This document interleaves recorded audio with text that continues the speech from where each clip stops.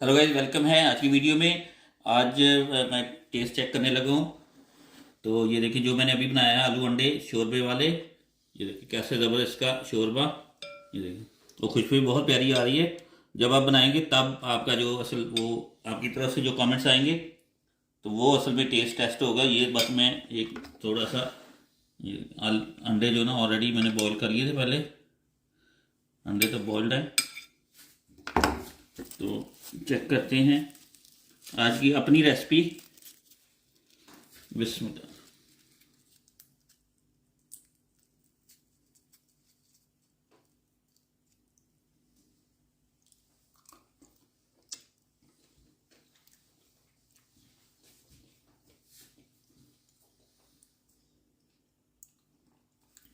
मैं अपने मुंह से क्या बोलूं। जब आप बनाएंगे आप बताइएगा कि आपको ये रेसिपी कैसी लगी।